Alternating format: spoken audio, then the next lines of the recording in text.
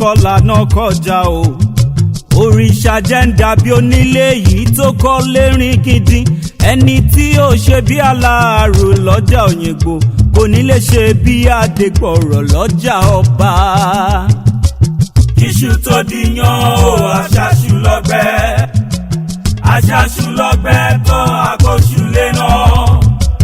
iṣu jìnnà tán o àkóṣù lódò ohun ojú iṣu rí kó tó dìyàn ẹnìkan mọ̀ odò ní pariwo. Ẹ káàbọ̀ sí àkọ́tún ètò kíṣu tó dìyàn lórí ìkànnì Ọlọ́yọ̀ Studios. A kí yín kú dédé àsìkò yìí. Orúkọ mi ni Ọpẹ́yẹmí Ọláníyì tí gbogbo èèyàn mọ̀ sí Ọlọ́yọ̀ authentic ojúlówó ọmọ tó stand out yàtọ̀. Ní àyín ẹ ti mọ̀ rí pé mo wà pẹ̀lú ògbóǹtarìgì akọni obìnrin. Wọ́n ní akọni lápá àtìbò warrior ni wọ́n. Ẹ mọ̀ wípé ìdí iṣẹ́ ẹni báyìí láti mọ̀ ní lọ́lẹ̀ ní ẹ̀ka ìṣe eré lórí ìtàgé lórí móhùnmáwòrán. Akọni ni wọ́n, ẹ jẹ́ àgbẹ̀ fún wọn. Àlejò wa gbé fún ẹ máa dárúkọ yín fáwọn aráalé. ẹ yára mi nílé ẹkú dédé wòye. Orúkọ mi ni Allwell ọmọ Adémọ́lá. Allwell ọmọ Adémọ́lá, ẹ má bínú o, wọ́n ní orúkọ là á pọ̀ Baládé, bẹ́ẹ̀ni orúkọ là á pe lóyè bẹ́ẹ̀ni. ṣé ẹ fún mi láṣẹ kí n máa pe Allwell yẹn. gbọ́sọ̀ Ẹ ṣeun gan. Lórí ètò kíṣu tó dìyàn láti máa ń béèrè àwọn ìbéèrè lọ́lọ́kan òjọ̀kan nípa bí àwọn èèyàn ti ṣe ń gòkè àgbà, bóyá àwọn tí wọ́n ti débẹ̀ tán ni àbí àwọn tí wọ́n ṣẹ̀ṣẹ̀ ń dìde lẹ̀bọ̀. Àmọ́ lónìí yìí ẹ rí i pé ẹja ńlá ni ìwọ wa ló gbé lódò. Tó ṣe bí òwe àwọn àgbà sọ pé kíṣu tó dìyàn àgùnṣù lódò kágbàdo tó dẹ̀kọ á lọ wọ́n papọ̀ kọ́mọ tó wáyé ẹja bí baba ká tó bí ìyá lè rí ọ̀rọ̀. Allwell Adémọ́lá, ìyá wa, búwo lẹ ṣe bẹ̀rẹ̀? bí mo ṣe bẹ̀rẹ̀ ok ó ti ṣe díẹ̀ láti bẹ̀rẹ̀. Mo wà lára àwọn ọmọ tí wọ́n bẹ tó máa ń jó kiri school ńgbà yẹn, wọ́n máa ń ṣe school drama, school choir, cultural, gbogbo ẹ̀yẹn ṣá. So níjọ́ kan Uncle Wọlé Akínoṣó, àwọn tó bá ti wà ní táìmù tí ò ti pẹ́ púpọ̀ tó ti pẹ́ wọ́n máa mọ Wọlé Akínoṣó ńgbà yẹn ní NTA. Wọ́n máa ń ṣe animal games. So Uncle Wọlé wá sí school wa, wọ́n náà need àwọn ọmọ tí wọ́n máa lò fún animal games nígbà yẹn. So nítorí mo dẹ̀ bẹ́ èmi lè máa rí di cultural, ẹ̀yin lè máa wà ń bí choir. So bó ṣáà ṣe mú mi nìyẹn, ṣe lọ ṣe animal games yẹn. So ní 1985 ni first time tí mo kọ́kọ́ gba owó kìṣì báyìí pé nídìí iṣẹ́ yìí o. 1985 ní NTA nígbà yẹn. So after then Tales by Moonlight bàṣẹ tún kò sí Tales by Moonlight nìyẹn. After Tales by Moonlight àtúkò sí stage play and stage productions káàkiri ní ibi tí a ti ń ṣe gbogbo yẹn kiri. 1992 mo ṣe first àgbéléwò àkọ́kọ́ tí màá kọ́kọ́ ṣe. 1992 Drought Promise, èmi àtàwọn Jídé Kòsọ́kọ́ lọ́dún yẹn, Wọlé Amẹ̀lẹ̀ kọ́lọ́n fọwọ́ fún kẹ́wọ̀n, DJ Nazu. Then ní 1993 àtúnṣe The Drought Promise, sinimá àgbéléwò náà ni. So bá ṣáà ti bẹ̀rẹ̀ nìyẹn, àdẹ́sẹ̀ lọ kẹ̀rẹ̀kẹ̀rẹ̀ gbogbo yẹn èdè Gẹ̀ẹ́sì ni gbogbo àwọn tí mo ṣe yìí. So nígbà tó wá yá, Uncle Jídé Kòsọ́kọ́ náà lọ́kọ̀ tó rí mi ní kí ló ń porúkọ ẹ̀ ní location kan wà ní location àwọn onígẹ̀ẹ́sì náà tún ní o. ìwọ ọmọ yìí kí ló ń ṣe mí báyìí? ṣé bí Yorùbá ni ẹ àbí tó lóun jẹ́ ọwẹ́ àbí Yorùbá kọ́ ni ẹni mo ní Yorùbá ni mi. bí bá tún pàdé ẹ ní location àwọn onígẹ̀ẹ́sì àbí kó fẹ́ kí mi kó bá mi sọ Gẹ̀ẹ́sì, ilé agajọ ẹ lọ bá ní bá ṣàṣì kì í mọ́lẹ̀ nìyẹn. àwọn ọlọ́ṣà wọ̀ mi wá sí àwọn ọlọ́ṣà gbé yín wá sí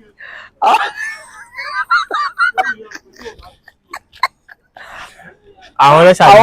gbé yín wá sí sinimá Yorùbá. ìgbà tí mo wá dé sinimá Yorùbá, mo wá wò pé wọ́n máa ń sọ kíní kan ní ṣé Kírísítẹ́nì ní àbí? Bẹ́ẹ̀ ni. wọ́n máa ń sọ kíní kan ní Báíbù wa ní bí ó ti wà láti ti kọ́ ṣe ó ń bẹ nísìn bẹ́ẹ̀ ni ó sì máa rí. èmi máa wò pé ní Báíbù nìyẹn wà. kò dá kakọ̀ máa ṣàgbọ́ gbogbo àmà lọ gbúrú. wọ́n ń da kí àwọn èèyàn mú gbogbo àwọn nǹkan tá à ń ṣe èèyàn kan náà ló bẹ̀rẹ̀ ó dàbí gbàtẹ́ pé tá a bá wo fíìmù àwọn òkú wọ́n máa ní tábẹ́yà sí ní òkú wọ́n á kó wọn àtíkè sí wọn lójú wọ́n á faṣọ funfun wọn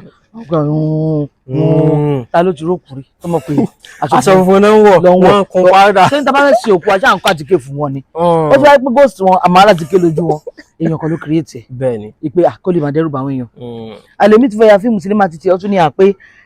òkú yẹn wọ́n yìnbọn pa ni nígbà tó bẹ̀rẹ̀ sí rí ghost ẹ̀ káàkiri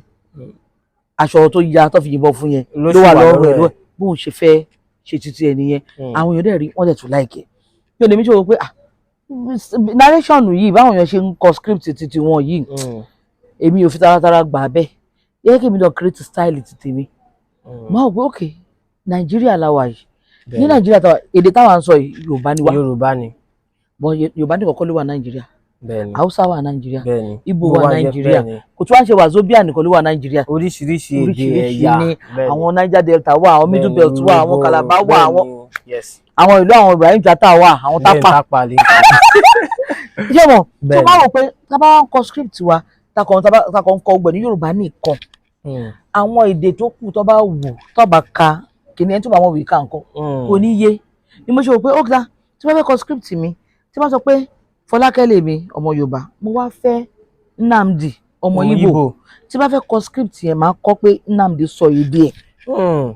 nínú script yẹn. ó máa mú kí àwọn tó jẹ́ ọmọ ìlú Ìgbò àwọn ẹ̀yà Ìgbò káwọn náà wò nínú sinimá yẹn adé yìí wọn láì di pé àìṣe ń kọ kíní tábà tí wàá lọ sí ọ́fíìsì mi lè dúró wọ ọ́fíìsì yín sìn kí wá ní ẹ káàárọ̀ o tó wá pé Ìgbò ni receptionist wa mi nǹkan ṣe ọgbẹ́ màá ní good afternoon tẹ́ni yẹn bá tí wàá sọ pé ọ̀wẹ̀ Adémọ́lá ni mò ń jẹ́ ẹni ẹ̀rọ ni Adémọ́lá sí Yorùbá ní Yorùbá ni àbẹ̀ tí wàá sọ Yorùbá èmi gbogbo yẹn ni mo wá infuse sínú script tèmi ní kíkọ báwọn èèyàn ṣe wá rí sinimá tajà tó láìkì ẹ̀ ní ẹ pé adé láìkì bẹ́ẹ̀ ṣe tún kọ script tí yìí o irọ́ ta ló kọ sinimá yìí ọ̀wẹ̀ ni ẹ fún mi nọ́mbà ẹ ló ọ̀wẹ̀ ìwọ ló kọ sinimá báyìí wo afẹ́kọ̀ọ́ bá wa kọ sinimá bó ṣe kọ ilé gangan ní kò ṣe bá wa kọ bọ́lá ọ̀dẹ̀ ṣe bẹ́ẹ̀ ìrìn àjò wáṣà ṣe lọ nìyẹn o tó fi pọ́ mọ́ wa ní Yorùbá. Àkọlé sinimá wo ni ẹ kọ́kọ́ kọ? Etí Kẹta òun kọ́ ni mo kọ́kọ́ bọ̀ òun ni mo kọ tí ní style tí mo sọ yìí tí gbogbo èèyàn fi láìkì Etí Kẹta. bẹ́ẹ̀ni. ó dà ẹ ṣeun gan. tí a bá bí ni ẹ sọ wípé ọdún 1985 ń gangan ni ẹ bẹ̀rẹ̀ like professionally tẹ́ ti ń gba owó 1985 bọ́yá ṣe Gen Z náà. Gen Z ni mí o Gen Z ni mí orúkọ tó máa wọlé kálẹ̀ pẹ̀lú jẹ́ lẹ́yìn odi. 1985 ó ti pẹ́ òjò ti ń pagún bọ̀ ọjọ́ ti pẹ́ yes Ọlọ́run á jẹ́ ká tún rí yẹn pẹ́ dáadáa. ìyá wa Ọ̀wẹ̀ Adémọ́lá ká tó tẹ̀síwájú nígbà tí di pé ẹ̀rẹ́ ni àwọn ará ilé mọ̀ pé kí ló ń ṣẹlẹ̀ ní ẹ̀yìn kámẹ́rà àjọṣepọ̀ wo ló wà láàrin èèyàn àti Múyìwá Adémọ́lá Allwell Adémọ́lá ǹjẹ́ ó ní àjọṣepọ̀ kankan? púpọ̀ ni tí Múyìwá Adémọ́lá lọ́dọ̀ mi o púpọ̀ ni o lákọ̀ọ́kọ́ ná ẹbí ni wá mo máa orúkọ ìjọba wá lójú wa náà rọ̀gọ̀dọ̀ ẹ mọ̀ pé ìlú kan náà láti wá bẹ́ẹ̀ ni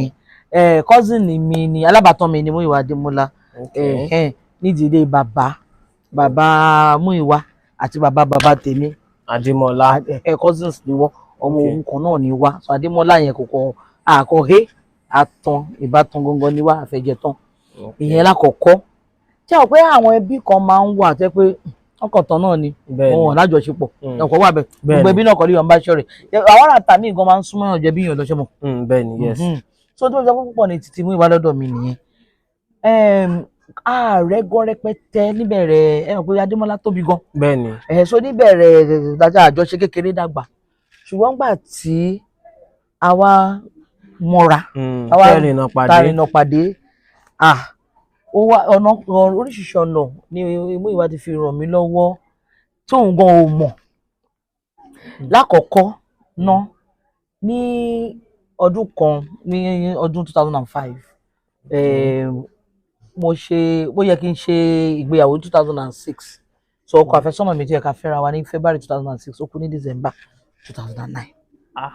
bẹ́ẹ̀ ni so ó bà mí lọ́kàn jẹ́ gan ó dùn mí ó èèyàn ti fẹ́ ṣègbéyàwó tán.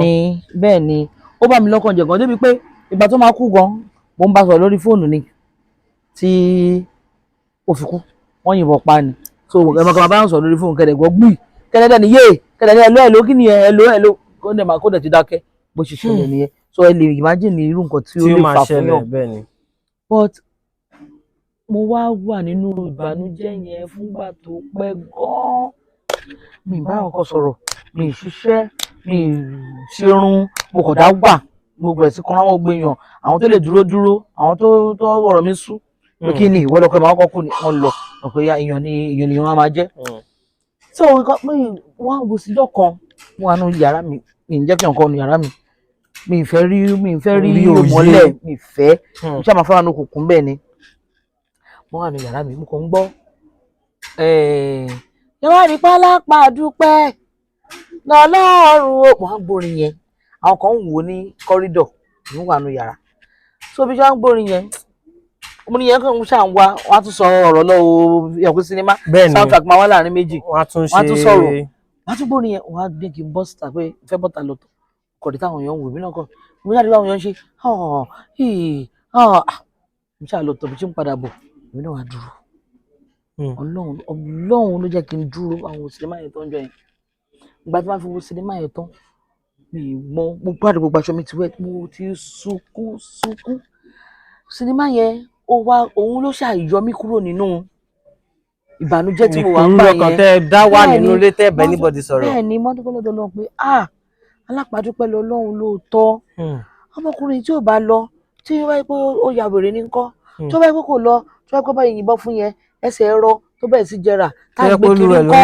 kiri ńkọ́ mo wá ro gbogbo ẹ̀ mọ́ ní alápàdúpẹ́ lọ́lọ́run nǹkan tí wọ́n ìwà kọ́kọ́ ṣe fún mi nìyẹn gbà tí mo sinimá yẹn tó ń bá bẹ̀rẹ̀ sí wà kiri pé ọmọkùnrin yóò mọ nǹkan tóun ṣe fún mi àwọn ní sinimá yẹn máa ń sọ pé wòlíì ni wá mo gbà nígbà tí yẹn ṣẹlẹ̀ sí mi mo bá bẹ̀rẹ̀ sí wà kiri pé mo gbọ́dọ̀ pàdé ọmọkùnrin bó ṣe àtẹ̀jíjọ́ kan nìyẹn bí nǹkan sọ fún mi pé wà ní no mo wá gba nọ́mbà ẹ̀ lọ́wọ́ dádì mi ìgbà tí mo gba nọ́mbà ẹ̀ lọ́wọ́ dádì mi wọn dádì mi ti bára wọn sọ̀rọ̀ wọ́n ní nọ́mbà ara wọn tó ti ọ̀tá wọn wá fún mi mo wá pè wọn náà ń bọ̀ lẹ́kọ̀ọ́ pé àwọn máa wà ní Kétu Mainland ní Kétu Mainland lèmi náà ń gbé ti dá báwọn iṣẹ́ àṣírí pa wọn lọ sí Kétu ńjọ́ yẹn nìyẹn inú mi dùn níjọ́ yẹn mi ìsan tó ṣẹlẹ̀ o mi ìsan tí mo ṣe ń wá wọn kiri mo kàn sọ pé kẹ́ni máa pè mí sí sinimá yín o torí ẹ̀ ní o ẹ máa pè mí o máa láka àwọn fíìmù yín o mi ì sọ pé nǹkan báyìí ló ṣẹlẹ̀ tí mo fi ń wá yín mo káàkiri ṣáà kí wọn wá ṣáà wọn náà dẹ̀ wọ́ ọkọ mi dáadáa ẹni tẹ́ bá ti wọ́n mú ìwà ẹ̀ mọ̀ pé he's a very soft spoken person and so and that was that after àwa ṣe à ń pàdé láwọn locations àwa dọ̀rẹ́ àwa rẹ́ dáadáa àwa máa ń sọ̀rọ̀ mẹ́ sójú ọkọ̀ tá ti ń sọ̀rọ̀ tá ti ń ẹlẹ́fẹ̀dẹ̀ ni wọ́n ẹ̀ẹ́dẹ́jọ́kọ̀ tí mo bá kẹ́ máa rìn ìjọ́ kan tá ti ń ṣàfẹ́ tá ti ń gist bó ṣe bí ṣe sọ fún wọn ni pé lè believe kan bàbá ló ṣẹlẹ̀ wípé sinimá bàbá alákọ̀ọ́dún wọn á wò mí báyìí àwọn gan ẹni tó ṣe sí ó pé àwọn gan ọjà pé ní tó yẹn ṣẹlẹ̀ pẹ̀lú lẹ́dẹ̀ pamọ́ra báyìí lẹ́ẹ̀dẹ̀ sọ kábíyèsí Ọlọ́run ṣe mọ̀ inú àwọn náà wá dùn pé sinimá àwọn ó ṣe nǹkan tó dá ní ìgbésí ayé yàn ó tún wá ń ṣe aláàtà ó tún wá jẹ́ ẹbí àwọn so is èèyàn kan tí mo ní ọ̀wọ̀ púpọ̀ fún ni èmi respect lọ́wọ́. bẹ́ẹ̀ni ma. ó ní èèyàn kan tí mo lọ́wọ́ tó pọ̀ fún ni ó ní nǹkan tí ó níwà so ìwà wọn tó níyẹn yẹ pé àwọn Yorùbá níwà gan bọ̀ gbogbo náà kọ́ la àwọn wájú ọmọ tó kọ́ dáadáa ó wá níwà wọn mọ̀ wá wù so kò ní jẹ́ kí ó máa ń jẹ́ káwọn èèyàn fẹ́ wọn ní sàkánì so Múyìwá Adémọ́lá fámìlì mi ni ó dẹ̀ ṣòro tó pọ̀ fún mi. ọ̀dà ẹ ṣeun gan-an adúpẹ́ púpọ̀ lápá ti bẹ̀ yẹn nípa ti ìṣẹ̀lẹ̀ tó ṣẹlẹ̀ Ọlọ́run ní jẹ́ kí kọ́lọ́n fi ikú tó yáwọ́ àníri ikú tó yáwọ́ kò ní fi pa wá ẹni tó dẹ̀ ti gbéṣẹ̀ náà Ọlọ́run á túbọ̀ máa tẹ́ wọn sí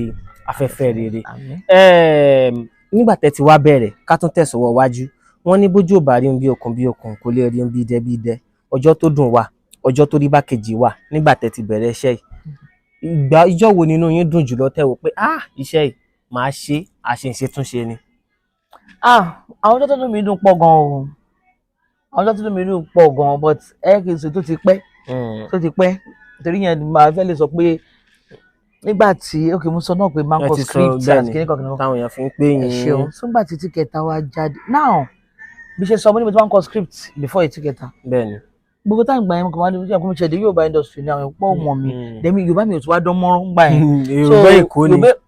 mo tiẹ̀ dá rárá má sọkúsọ ni so mi wá kí n fẹ́ sọ̀rọ̀ mo pọ̀ láàrin ìrò kọ́ máa rò pé kọ́ ní kí lè sọ Yorùbá ní máa wà rájá kí mo máa wò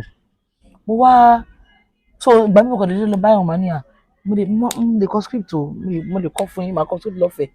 ẹlòmíì wọ́n lè fún mi 5,000 ẹlòmíì wọ́n lè ní 2,000 owó yínkì owó script owó yínkì gbà mí wọ̀n ní fún mi kankan pé ṣáà mind mi ṣáà máa ń dùn mọ́ mi nítorí nǹkan tí mo mọ̀ ṣe ni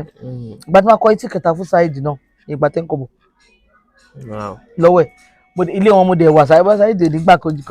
wà ṣiṣẹ́ ẹ̀ ní irọ́ àjọ ń lọ kiri ni mò ń tẹ̀lé káàkiri ni ó wá di ọjọ́ yẹn ìgbà tí etí kẹta wá jáde tán ó wá wọ sinimá wọ́n wá ń ṣe sinimá lọ́wọ́ ó ń gùn mí wípé mo kọ́ fíìmù tó wà ní sinimá flyer yẹn máa mú káàkiri nígbà yẹn ni èmi ni mo kọ́ Silverbird cinema náà yẹn lọ́sí ìṣù ẹ̀ máa mú káàkiri pé what's Yorùbá Ankara film what's Yorùbá film in cinema Silverbird what's wrong with you mama jakọ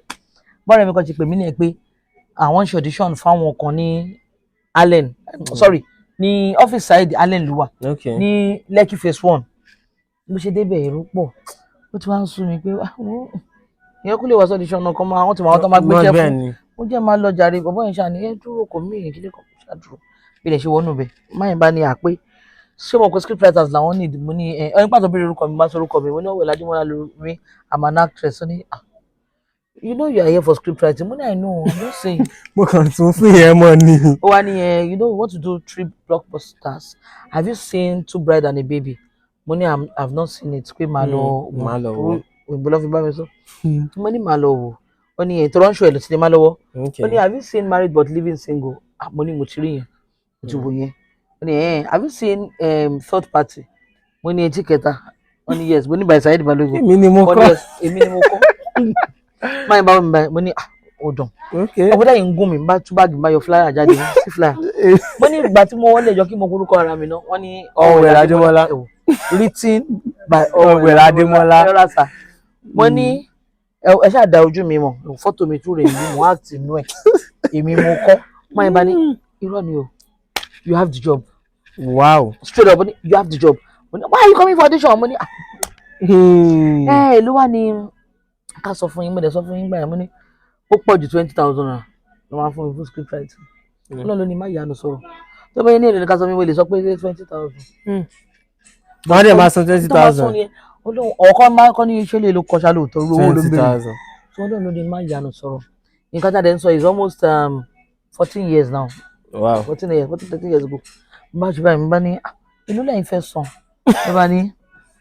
ó kì í ṣe òkúṣẹ́ mẹ́tàlá náà fẹ́ yà so ẹ jẹ́ ká fún yín ní 500 fún báyìí ní 500 mo ní mi mọ tó gbé jábọ́ lẹ́nu mo ní ṣé fẹ́ yọ kan àbí fún mẹ́ta báyìí ní fún mẹ́tẹ̀ẹ̀ta mo nínú ẹni bọ́ ṣe ń jábọ̀ òye mi mo ṣe bá mo ní mo ní tó rọ́ jẹ́ ìyẹn ní good day 500 ní máa kọ́ ẹyọ kan báyìí bá ní okay you know what kí n kọ́ méjì fáwọn ní 500 bá ṣe ṣàkómọ́ ní okay ṣe nígbà tí mo bọ́ta mi mọ bí tí oru yẹn ti wá. 20,000 tẹ́lẹ̀. mi ìgbádùn owó yẹn rí láyé mi. wow mi ìgbádùn ẹ̀rí láyé mi. 500,000 14 years ago. bẹ́ẹ̀ ni mo sọ mi ìgbádùn láyé mi. bí ẹgbẹ́ hello brother Saheed ibo dẹ́ wà mo ṣáà ti dẹ̀ ní kọ́ni jẹ́ bọ́ọ̀bù lọ́fíìsì bí ọmọ tó takìtì ní o láti Lẹ́kì dé alẹ́ ní. ọjọ́ yẹn nínú mi dojú. pé so èmi náà jẹ́ ẹni tí wọ́n lè san owó gidi fún láti kọ script bọ́lá ọ̀dẹ̀ ṣe dá ìpadà fún mi ni ó ṣe wá di pé mi náà ti wá bẹ́ẹ̀ kọ script èló lẹ́fẹ̀ẹ́ sùn ok èmi náà bá bẹ̀rẹ̀ sí charge bá bẹ̀rẹ̀ sí ṣàkóso. adúpẹ́ fọlọ́run so látìgbà náà títí dásìkò yìí ó dẹ̀ tún tẹ̀síwájú ẹ wá ń promote láti script writer actress director ó dà bẹ́ẹ̀ lápá ibi tí kejì náà ṣe pé mo ti ní bójú bá rí bí okùn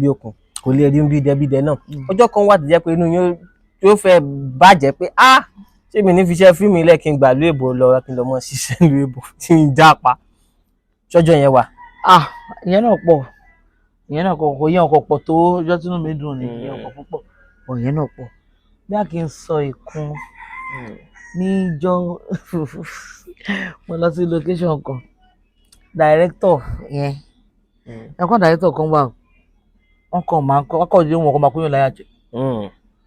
ṣe dé location gbogbo èèyàn tó mo rí ni mo kí ṣe ọmọ dáadáa ilé náà ti pẹ́ díẹ̀ o ilé ìjẹ́ ti pẹ́ ó dé ṣẹlẹ̀ before script ilé ìbí 2006 ìwọ Yorùbá just finish 2006 or so 2005 ó ti pẹ́ ṣá 2006 kí gbogbo èèyàn dáadáa mo ṣe rí èmi ní wẹ́pẹ́ ń gbà yẹn gan tí wọ́n bọ̀ location báyìí máa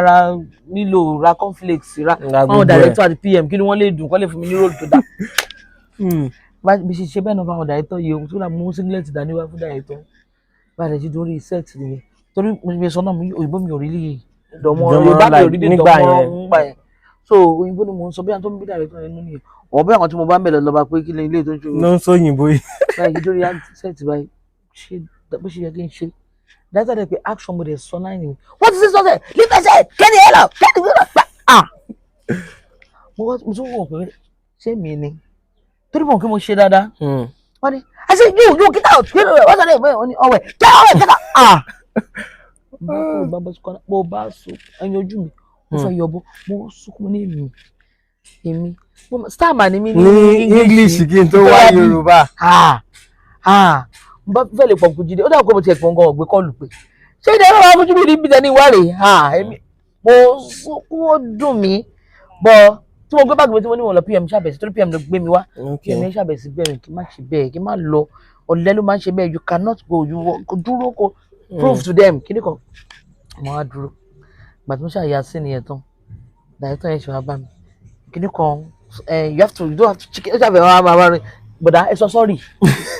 torí ẹ ti ṣẹ̀ tẹ́lẹ̀. ṣe kọ́kọ́ fún yín ẹ̀kọ́ dédé ojú ẹ̀ dùn mí gan but àdúpẹ́ lọ́dọ̀ Ọlọ́run lónìí. àdúpẹ́. torí ká ní mo bínú lọ́njọ́ yẹn ni bí a bàbá sì mí lé ni. àdúpẹ́ fọ́lọ́run àdúpẹ́ fún oore ọ̀fẹ́ Ọlọ́run. kó tó di pé màá lọ sí ibi ìbéèrè tí ó kàn yín ìbéèrè kan mo fẹ́ jù sí àárín ṣé mo rí pé eré oníṣe bí n sọ pé eré orí ìtàgé generally àwọn kan wà tó jẹ́ pé wọ́n ti fi ṣàkún sí pé ilé àtẹlé wọn jọ máa ń ṣe eré papọ̀ ilé àtẹlé wọn jọ máa ń ṣe fíìmù papọ̀ ilé àtẹlé wọn jọ máa ń ṣe kíní papọ̀ iṣẹ́ yín àbí iṣẹ́ ẹni tí mo fẹ́ dárúkọ yìí òṣèrékùnrin ni kí ló jẹ́ àjọṣepọ̀ wo ló wà tó jẹ́ wípé ẹ̀yin méjèèjì bí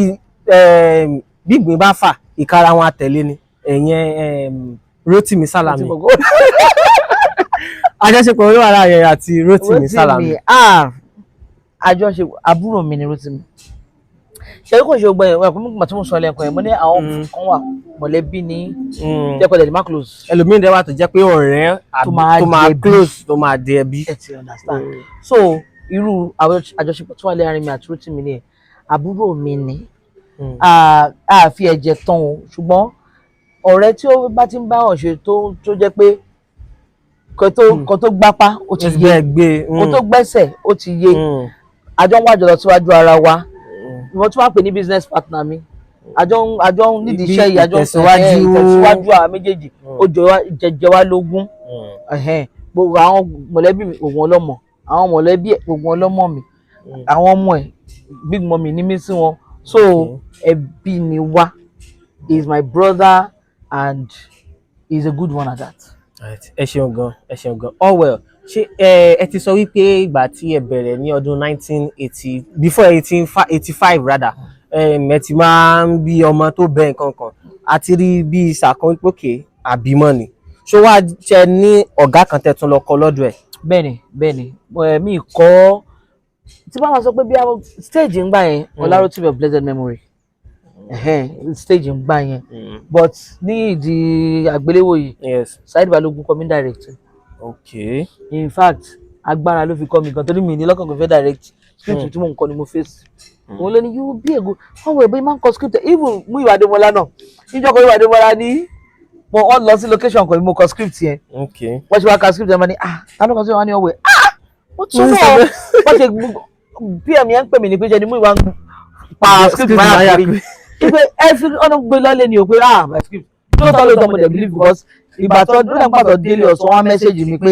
ayé BBT ẹ̀ ní wọ́n message mi pé cause I'm working on your script here, wow, this is a good one, kí ni kankan. So a lot of time mo ti kọ script fún Múyìwá Adémọ́lá táwọn náà ti direct rẹ̀, so a lot of times wọ́n ti mo script wọn kọ́ ni blueprint kọ script ní kọ tí director máa fi lè ro ẹ ti ṣe gbogbo ẹ ti ṣàlàyé síbẹ̀ ẹ ti ṣàlàyé síbẹ̀ fún wa. So nǹkan tí Saheed rí ń gbà yẹn ni pé oh well you make a very good director, you know, so ó fagídí mú mi ni mo dẹ̀ fi ń jẹ olóyìn adúpẹ́ lọ́wọ́ Ọlọ́run. Fún àwọn tí wọ́n wá ṣe ń dìde lẹ́bọ̀ ọ̀rọ̀ mọ̀ràn kan àbí méjì fún wọn. Ẹ̀yin àbúrò mi, ẹ̀yin ẹ̀gbọ́n mi, ẹ̀yin bàbá mi àti ìyá mi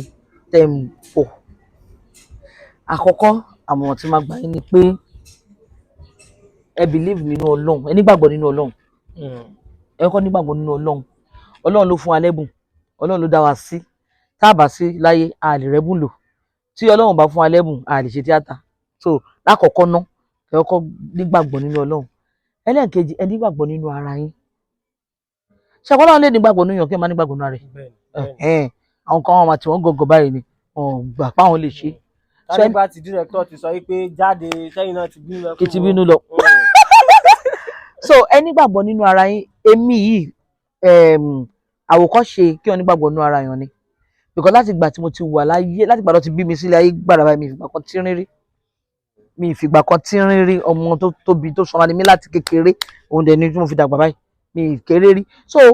ẹ wá mọ challenges táwọn tó bá ti rin àwọn tó sanra máa ń ní. Àwọn roles kan àwọn nílé fún wọn, ó affect mi nígbà tí mo dé Yorùbá industry náà. Àwọn roles kan àwọn nílé fún wọn nígbà kankan tí mo bá sọ fún àwọn èèyàn gbà ó ṣiṣẹ́ ò pè mí ni kò sí rò màmá ń bẹ̀ ní 15 years ago 16 years ago. Ṣé wọ́n sọ pé mo ti di màmá? Ẹyọ age mi 60 years kúrò ní age mi kọ́ máa ní kí n máa ṣe mọ́ torí mo sanra. Ẹ wá mọ tí mo ṣe then láti kékeré ń gbà yẹn náà tí mo sọ pé I've always been big. Àwọn mo fagídí máa fi yé wọn pé ẹ gbàgbé torí mo sanra o, tọ́ba ibi tó ti ń jó èmi ni wọ́n bá ń bẹ̀ máa kọ́kọ́ wọn kan mo lè gbéra mi. Ibi tó gbogbo nǹkan táwọn èèyàn máa ń ṣe ẹ̀rí pé mo tún direct mo kàn wá bìlì pé mo kàn fẹ́ kọ́ mọ̀ pé gbogbo nǹkan ni mo lè ṣe, ẹ má fi size mi judge. Ẹ má fi body judge. So nígbà tí màá ṣiṣẹ́ ara mi tó fi di pé àwọn èèyàn bá bẹ̀rẹ̀ sí ní believe nínú mi, wọ́n wá bẹ̀rẹ̀ sí ní pè mí sáwọn iṣẹ́, mo yaṣẹ́ ara mi ni. Ìgbà tí mo yaṣẹ́ ara mi mo wá ṣe undergraduate nínú ẹ̀, mo ṣe youth service níbẹ̀, mo ṣe gbogbo àwọn road tí mo máa ń sọ pé ẹni tó ti sanra ò lè ṣe, mo wá fira mi ṣe gbogbo ẹ̀. Nígbà tí mi máa yẹ tí gbogbo wọn rí wọn àìsàn ẹ lọ́wẹ̀ o máa ṣe girlfriend àmọ́lá èmi náà máa ní kí n ṣe yàda wọ́n ti pè mí sí Saheed rí Saheed Balógun mo ti ṣe yaṣẹ́ mi sódì mú rí bẹ́ẹ̀ ni ní èmi yẹn ń sìn wọ́n ti wá ń pè mí kí wọ́n máa ṣe ìyàwó Dàmọ́lá wọ́n ní pè mí kí n máa ṣe girlfriend. Ṣé you understand? So mo believe nínú ara mi wípé mo lè ṣe lọ́lọ́run fi gbà fún mi. So ẹ kọ́kọ́ believe nínú ara yín. Èyí tó wá ṣe kókó jù ní kẹta ìwà. Má sọ kíní kan pé talent ẹ̀bùn máa gbé yín dé ìbà láyé but ìwà ló máa sustain yín. Ẹni tó bá níwà ó lè rí bọ́ o. Ìwà ṣe kókó gan. Ẹni nígbà tí mo sọ lẹ́ǹkan tí mo sọ Múyìwá Adémọ́lá lẹ́ǹkan mo ní ó ní wà. Ìwà ṣe kókó gan nítorí ẹlẹ́wìlì sọ pé mo ti nẹ́bùn kó máa ṣe wọ́n káàkiri. Ìwà ṣe kókó pàápàá jùlọ Yorùbá láṣà báwọn ẹni tó Yorùbá yẹn. Yorùbá orin tó fi mọ̀ wá nìyẹn nínú gbogbo èdè thank you nínú gbogbo tribe tó wà nílẹ̀ Yorùbá tó wà Nàìjíríà Yorùbá ni àwa la níwà jù àwa la láṣà jù pọ́sọ pé yàn ní respect irú kíkí wa ló yàtọ̀ àdùnkọ́ náà là ń dọ̀bálẹ̀ Haúsá ń dọ̀bálẹ̀ Ìgbò ń dọ̀bálẹ̀ Ìgbò máa ṣe báyìí Haúsá lè kúnlẹ̀ wọn ń dọ̀bálẹ̀ a máa dọ̀ tán ni kíkí náà ẹ kú jókòó yìí ní tàǹṣe lọ́wọ́ yìí bàbá tó kọjá ń sìn wọ́n ṣàdépà ń ṣe kọ́ lọ́wọ́ kí wa àmọ̀yàn kí àdìrẹ́sì nínú gbogbo èdè Yorùbá nìkan ló ní ẹ ó ní hó Ìgbò ní ẹ kò ní hó Haúsá ní ẹ kò ní hó Yorùbá ló máa kọ̀ mọ̀ pé ẹni tó bá ju ẹ lọ ò lè lo èdè tó lè fẹ́ gbẹ́ ẹ fún ẹni tó ju ẹ lọ ṣe ti understand. So ó wà important ìyànjú tí máa gbà wá ni pé ká nígbàgbọ́ nínú Ọlọ́run ká nígbàgbọ́ nínú ara wa ká tún wá fi ìwà kún. Wọ́n máa ń sọ nígbà mìíràn tí wọ́n bá ṣoògùn tí yóò bá fi ìwà kún ògùn yẹn gan ò ní ṣiṣẹ́. Iṣu tó dìyàn o aṣáṣu lọ́gbẹ́ tó àkóṣù lẹ́nà. Iṣu jìnnà tán o àkóṣù lódò. Ohun ojú iṣu rí kó tó dìyàn Oloyo Studios.